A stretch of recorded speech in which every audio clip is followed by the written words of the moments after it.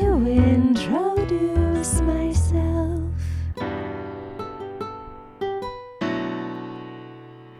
Stoner Story Witch.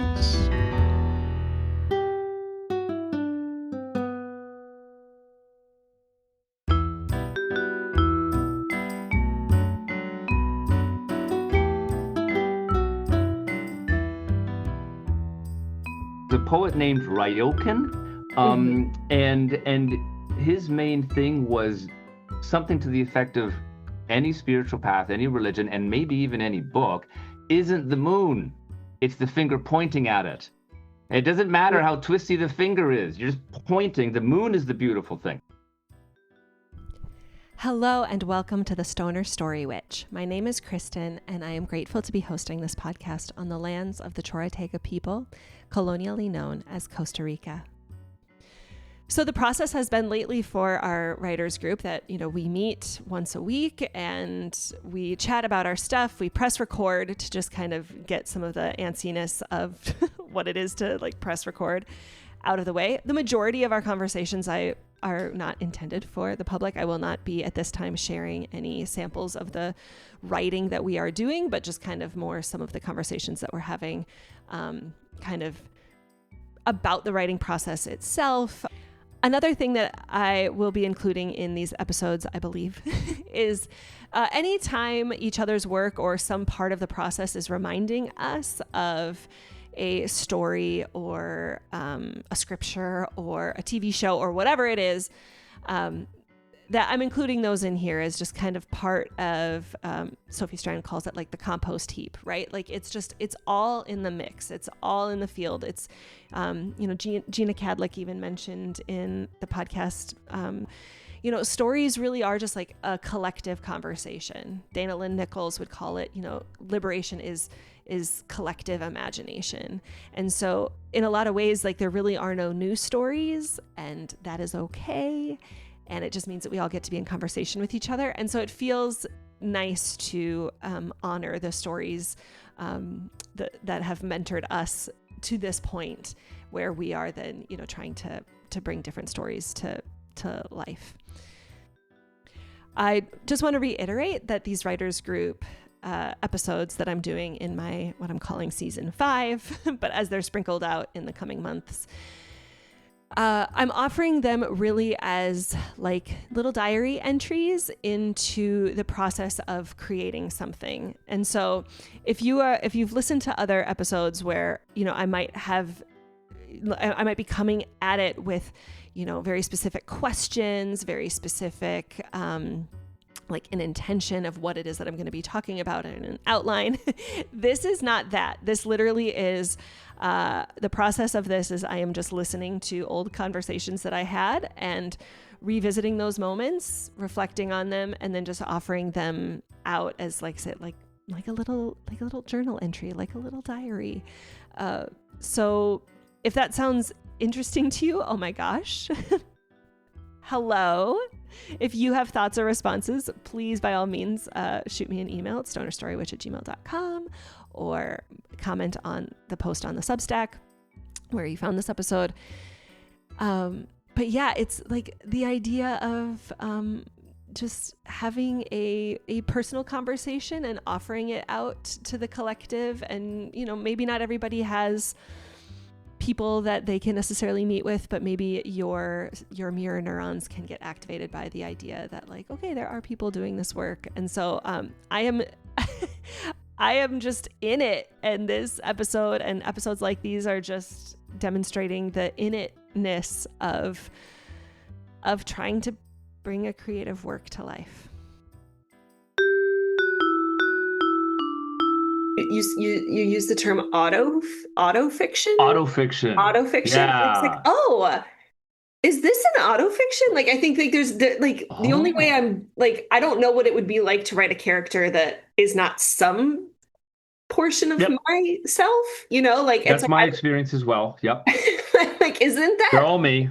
Isn't that probably, I don't know. I only know. I assume that's everybody, even if they don't know it. yeah, right. Like you have to at least be enough of that person to be able to empathize with their You anyway. have to. You have to. The full moon Mhm. in Aries is like kind of like it's like a checkpoint, kind of like every Christmas. It's like, okay, like it's like every Christmas we kind of do the same thing. And it's like Oh, like for the last 3 years, it kind of feels like it's a time when I can kind of like look back and be like, oh wow, a year ago, 2 years ago, like look at how far I've come. interesting. And I kind like there's just a part of me that's like, man, in 1 year, when I look back and be like, oh my God, I remember that a year ago, I was just like Matt and I were just getting like Yeah. really getting going in the writing stuff. And there was this weird interpersonal drama that you know, and just like I'm just sitting in the question of like how it is Hmm. all actually related. Like I don't know, and I don't think I'm supposed to know right now, but like there's something just about like noticing that we're in that like little season of the year where it's just That season. Yeah, like that's a good way to look at doing that. taxes or something like that, but way Yeah, more yeah. fun. Yeah, yeah. So Planting the crops. yeah, something like that. So yeah. And I like that viewpoint. That's very useful, especially when we're doing a long form yeah. art, because it's not like we're doing something where it can be finished either by the artist or the consumer in a small period of time. Like imagine you're going to write a song. It's going to be 5 minutes at most. Not the writing, but the listening of it. Right, yes. Right? Now, of course, it's going to take a lot longer to write it. Now, with a novel, the digestion of that is huge. It takes somebody days to read that. Yeah. So then we have such a longer journey. So then that mindset of imagine what I will be thinking about now, then I think that's a really good motivating tool. And it's Because a just year from yeah. now it's going to be, which is funny because that's what, and one of the kids is in the room, but I've always thought that about the kids. Even before we had kid, I would always be counting, hey, ooh, 10 years from now, what's that going to be like? And now Yeah. it's all starting to come true, which is wild. Yeah, and I think that's the other thing that's interesting is like, the delayed like I just think Mm. anybody who has written a book and then when they find like assuming that they're lucky enough that people actually want to read the thing and then like people want to like talk with them about the thing and they like have interviews or go or whatever and it's just like oh you it took you sometimes a decade to get this book out and that whole decade, nobody like unless You you never were see it. inviting people into your process, and like that's such a vulnerable, we've talked about. It's like it's so lonely, and then it's and then just kind of like this, like so. There's just a part of me that's like, um, yeah, I joined a Reddit for Archive of Our Own, um, for Hmm.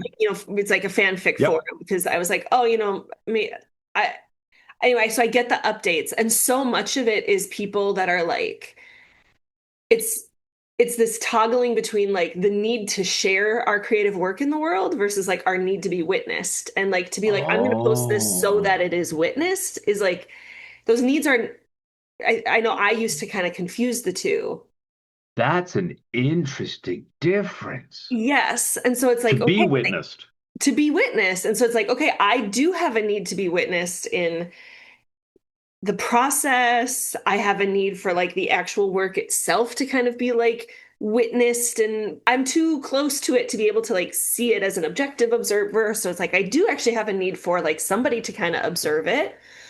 But like to expect that I'm going to get that need met from a bunch of strangers on the internet is like a recipe for disaster because Right. It's the uh, expectation that trips us up, right? And that's yeah, always what it is. like I say, as Yeah. cool as it would be to share excerpts of writing, I was just like, this just like it just doesn't feel. I I keep thinking of like what's private, what's personal, what's public, and it's like Yeah. there I are, know it's funny, isn't it? and so it's like the fact that Yeah. there are smidgens of this that could be public just feels like It's interesting. I think it's opening a door to an interesting future because when my spirit says a no, I'm always interpreting it as a not quite yet. yeah. Because there might be if you want to like come in and if you have any desire or capacity to witness me, like I do have a need to be witnessed. I do have a need to like be heard or have this work Mhm. read, and I have this need to share it with this wider, but like I don't want there to be any expectation that the internet is going to meet my need to be witnessed Yeah, because after yeah, a year of doing a podcast, like I'm yeah. not Because doing that's a it heavy for burden, isn't it? I mean, the what? same thing happened with us. I mean, it's such a heavy burden to have these expectations, and eventually they crush us. We started this TikTok thing in COVID, and at one point it got so stressful Oh because it yeah. was like now we need these views, right? We need these Right. views. Otherwise, we're not going to be satisfied. And we thankfully we were able to recognize that relatively quickly and encourage each other just to give no fucks. None Yes. left. We're too old. We ran out of fucks years ago to Yeah. give. And I think that like you can tell the creators that are like trying to do what they think other people want. I think again, the most compelling thing is people just being their authentic self. Yeah, telling the stories that only they can tell, as you Embrace the reminded me in the cringe. email. Embrace Embrace the the cringe. cringe. So Yeah, anyway. yeah. Shortly after my faith fell apart, which is a wonderful moment. Everyone should try I a know, right? complete breakdown of their worldview and sense of identity. Yep. As many of us do, I started dabbling in all the different things that we were told not to look at. And I read about my wife is a Hindu background, or at least Yeah. her family is. And so I've read the Bhagavad Gita. And, in a lot of scripture is great because they all work. They Yeah. all work. And one of my favorite lines where Krishna is talking to this guy's about to start a war and he's not sure if he's going to win. He's trying his ass off and he's not sure he's going to win. He's also uncomfortable killing people. And Krishna's like, listen, listen, listen. You have the right to do your work. You don't have the right to the fruit of your work, but you do have a right to your work. And it's like, oh, that's Mm, harsh, but weirdly motivating. Uh, yeah. yeah, Ooh, yeah. interesting. You have the right to your work. It's yours. No one can That's take so it. good. You Yeah. might not get any food from it. Yeah. I No. don't. And this is interesting how you were mentioning how your flash fiction might be partially auto fiction. That's a fascinating. Because you mentioned that a little bit earlier today. Yeah. Did you not? Yeah. That is Yeah. such a fascinating genre mashup. Oh yeah. I don't know if I've now, of course, I haven't read a ton. I have read a bunch of fan fiction, but not a ton. But that actually, no, maybe, but no, that's very, very cool. That's so intriguing to me. But yeah, I think it is. Right now, I honestly feel like the spirit is a little confused, which is fine. Yeah. She'll figure it out. I don't Yeah. know what I'm supposed to do creatively, but I'm just gonna keep doing it. Okay. And I think that's all I can say about my process. Oh. I mean, I'm sure there's some ego part that could have been like, why not me? That would be like for it'd be like, well, but like, That's fascinating. Yeah, I don't doubt that at all. Yeah. did you have you Yeah, ever because seen that's the thing. Book of Mormon, the Yeah, musical? I love that so much. It was so fun. You and me, but mostly me are gonna Me. change, but mostly me. Oh my goodness, that line at the beginning actually shook me. When I go on that day, when I finally get to heaven, Yeah. Heavenly Father will shake my hand and say, "You've got You an done awesome an job, awesome job, Kevin." Kevin. And I'm like, "Oh no, that was That was that's real. you're looking at me. Shoes. Yeah. Well done, my good and faithful servant.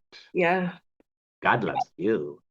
So, Yep. so Yep. yeah. Oof. So in regards to the Violet Kristen autofiction, then I'd Mhm. love to hear kind of what I'd love to hear. What are the real Uh, tendrils, you mean? Or or even the how do you see that? How do you know? hmm. How did you see that? Because usually we see it after, Mm. or was it just organic?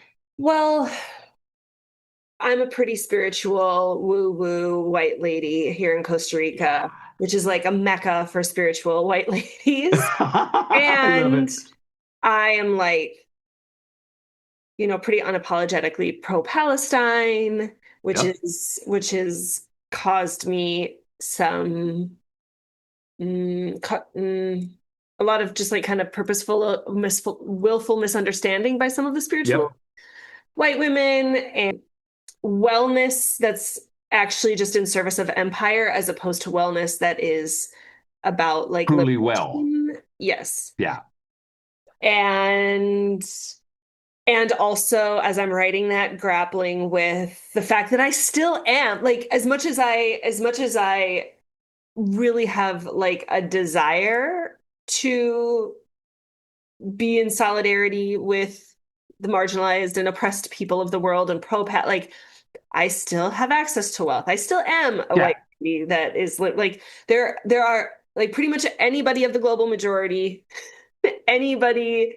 There are so many other people in the world that are so much more like, I guess, worthy of having their stories read than me. Okay. So recognizing how even though like I kind of want to be the Violet who like is going back and wanting to like make sure like to like be there for the loved ones to make sure that like the stories don't get misrepresented, in trying to inject like indigenous wisdom and worldviews and lessons of liberation and polyvagal theory and like just all the things that I'm like kind of trying to surreptitiously teach or model in my Yeah. book.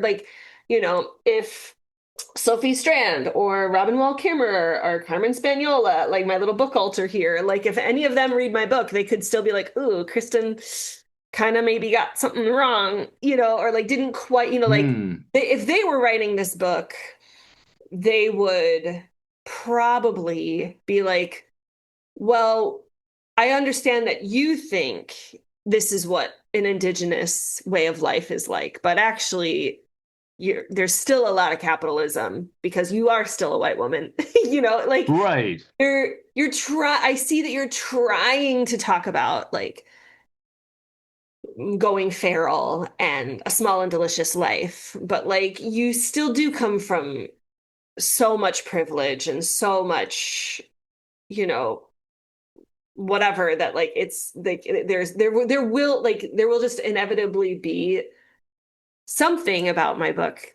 that is not going to be a full expression as it would be if somebody else were writing it. And also like that's not recognizing that my book doesn't need to be all those things perfectly, but to at least get people to be in the like, can I through my book be like, I am Right. actually like I have the earnestness of Yeah. Violet. I am earnest. I'm earnest like Violet, and I'm also stuck like Mira. And I also have a spiritual practice like this Baker character. And I Yes. have, stories that have really resonated with me that guide me, like these books, like this version of this story that, because, you know, Rebecca Yarros, the writer of the first three books, has laid a lot of the what I feel like are breadcrumbs of, like pro-Palestine,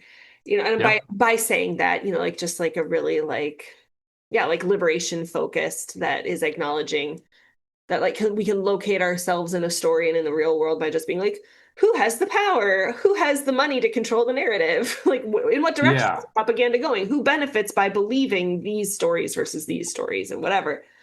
And so, yeah, just kind of grappling with that, and then yeah, like there is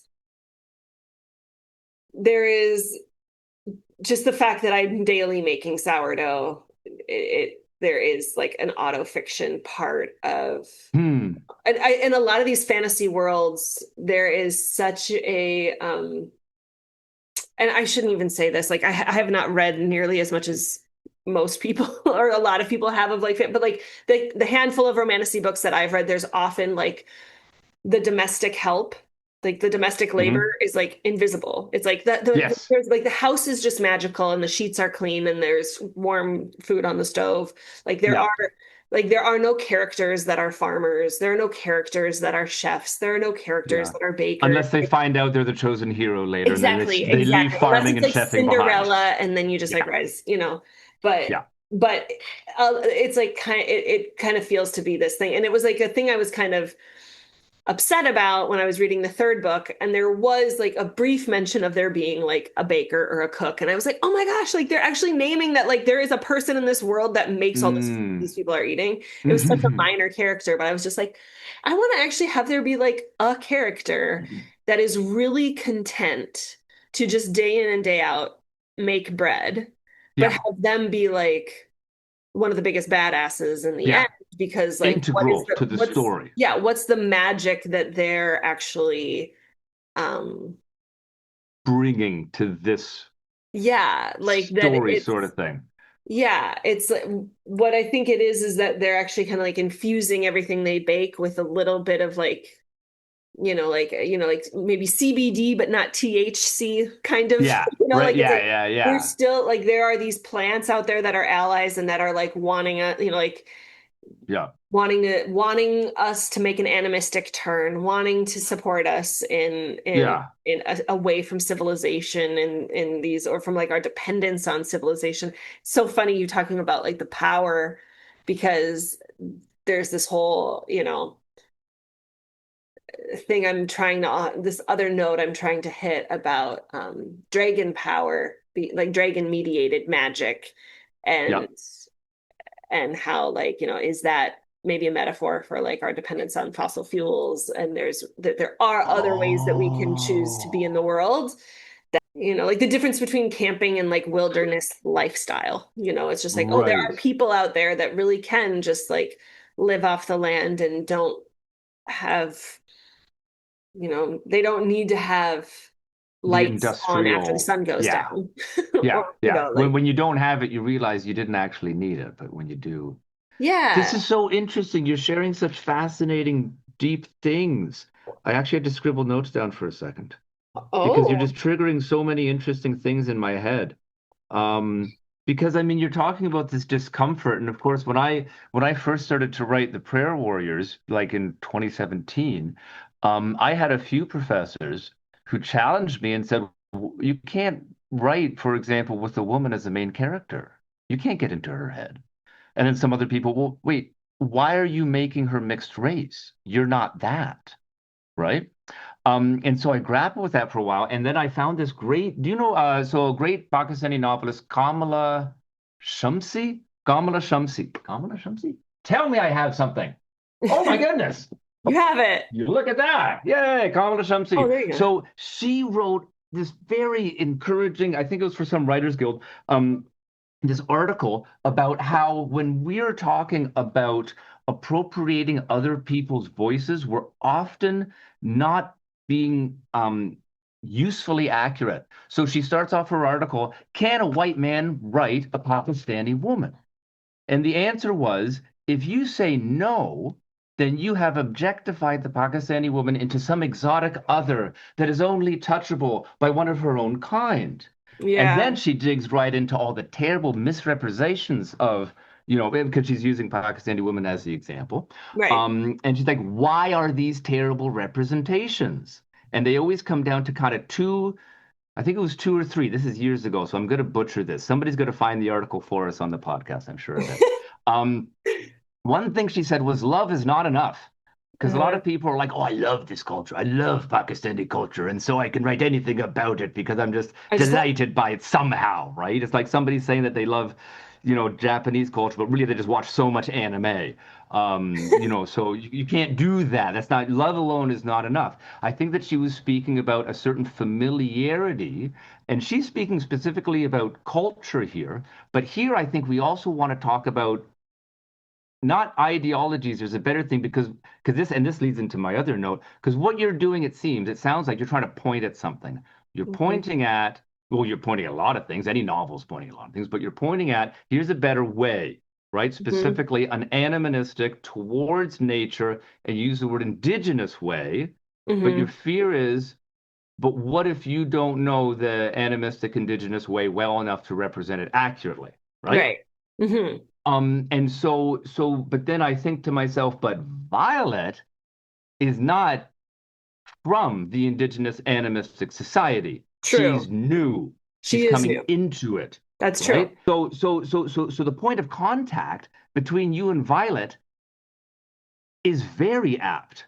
Yeah. She's entering a new thing, and then You she's could going to get be around. Yeah. taught by others. Yeah. And the pointing is so important, I think, with our novels.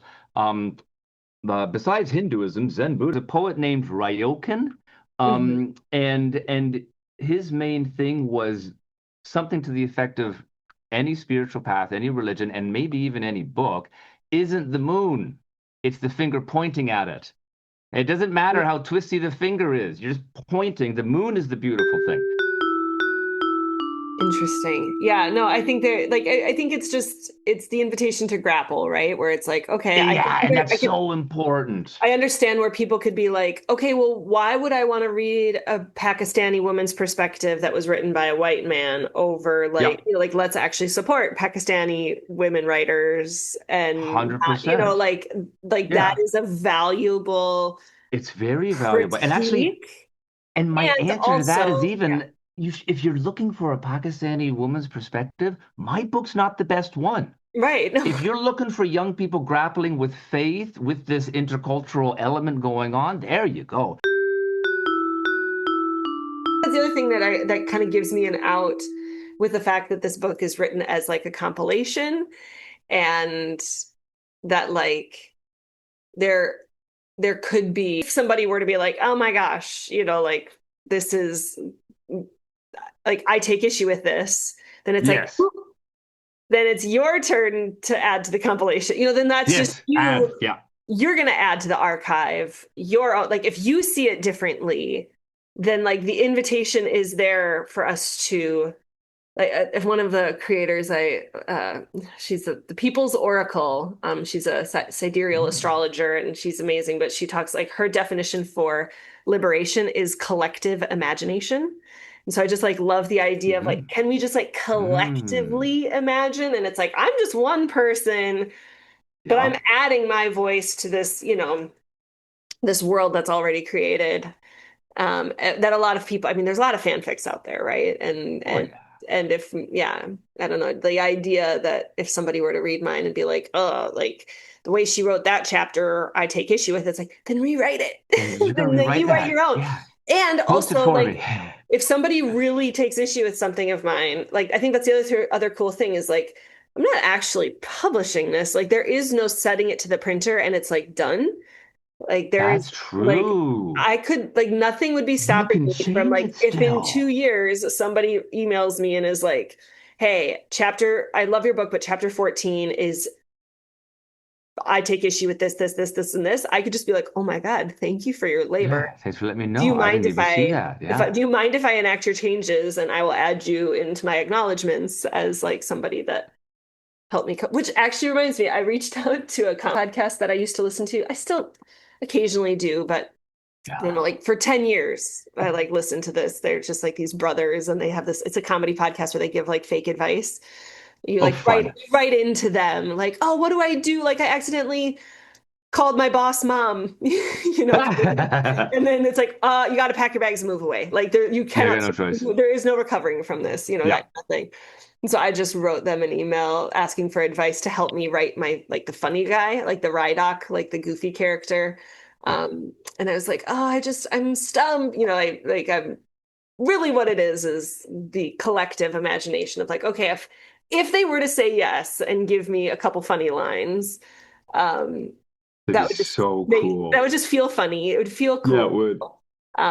We'll see what happens, but Oh, I love the idea of collective and collaboration. That's where the most interesting human arts tend to come from, which is mhm. interesting that we're doing writing because it's almost the opposite of that.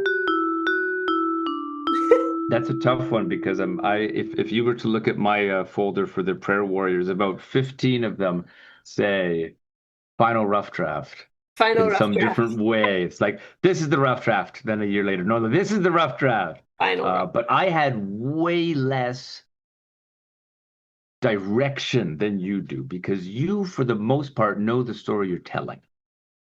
Yeah. Yeah, yeah. I didn't, so it took me a long time.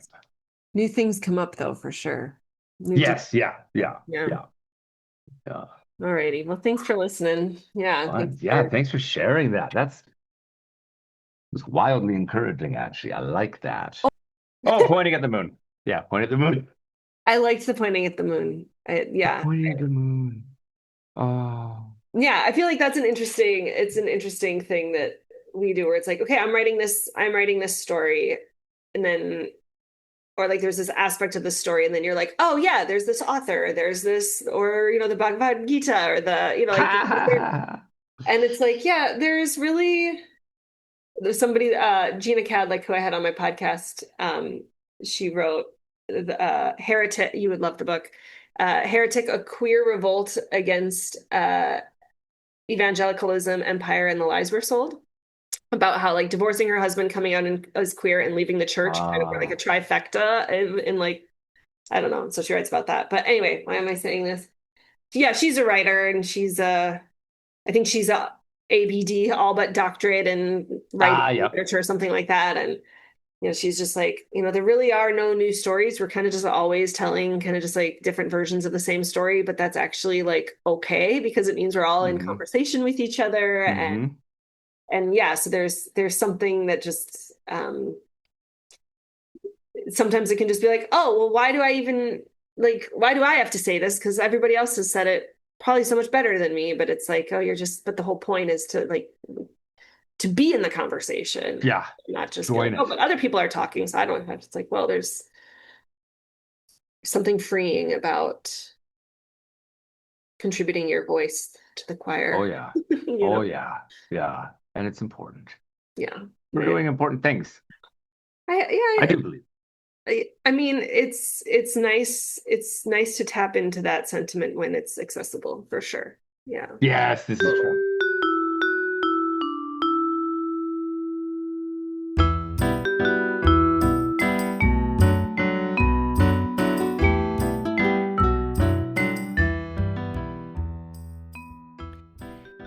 Thank you so much for listening to today's episode. Thank you, Matt, for continuing to meet with me and trudge along in this journey. Thank you to everyone in my life that has, even if just energetically, has been offering me witnessing and support and companionship in this process. I am still months and months and months away from it being finished, and it just feels meaningful and possible to be continuing on this journey in the midst of these tumultuous times. Just knowing that there are people in the world that are collectively imagining with me and companioning me. So thank you, thank you, thank you. As always, feel free to comment on the Substack post where you found this, or reach out to me at stonerstorywitch@gmail.com. It is my hope that every creator out there who wants and needs companionship on that journey to Oz, or to return the ring to Mordor, wherever it is, whatever your story is of your life, it is my hope that you are well companioned and well resourced for that liberatory journey. Thank you to John Williams and Anais Mitchell for the inspiration for the theme song of the Stoner Story Witch podcast, as well as Matt Schubbe and Kevin Carlo for their creative juices for the cover art and the sound editing and production. And with that, I will leave you with my quote from Rev. Angel Kyoto Williams that says, "Love and justice are not two. Without inner change, there can be no outer change. And without collective change, no change matters." Take good care, everyone. Bye for now.